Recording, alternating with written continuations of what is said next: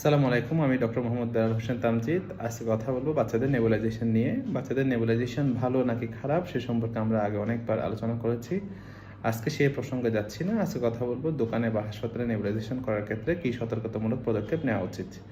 আমরা বাচ্চাদেরকে যখন দোকানে বা হাসপাতালে নিয়ে যাই তখন নেবুলাইজেশন মেশিন দিয়ে বাচ্চাদেরকে নেবুলাইজড করা হয়। সেক্ষেত্রে বাচ্চাদেরকে যে মাস্কটা দেওয়া হয় সেটা অবশ্যই দেখে নেবেন। ইউজড করা মাস্ক হয়, সেক্ষেত্রে বাচ্চাকে এই মাস্ক ইউজ করা যাবে না। প্রয়োজনে নতুন মাস্ক কিনে তখন বাচ্চাদেরকে ইউজ করতে হবে, কেননা একটা মাস্ক দিয়ে যদি 2টা বা 3টা রোগীকে যদি নেবুলাইজ করা হয় তাহলে সেক্ষেত্রে সংক্রমণ কমার চেয়ে সংক্রমণ বাড়ার চান্স বেশি থাকে। কারণ একটা বাচ্চাকে আপনি 5 মিনিট আগে নেবুলাইজেশন করালেন, সেই সেম মাস্ক দিয়ে যদি আপনি আরেকজনকে নেবুলাইজেশন করান সেক্ষেত্রে প্রথম বাচ্চার যে জীবাণু সেটা দ্বিতীয় বাচ্চার নাকের মধ্যে দিয়ে শরীরে সংক্রমিত হতে পারে।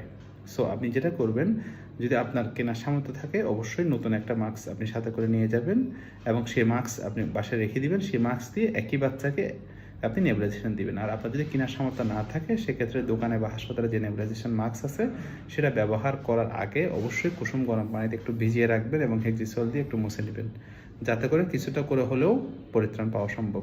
এই পদ্ধতি অবলম্বন না করলে দেখা যায় যে ভালোর থেকে আরও বেশি খারাপ হয়ে যেতে পারে। ধন্যবাদ।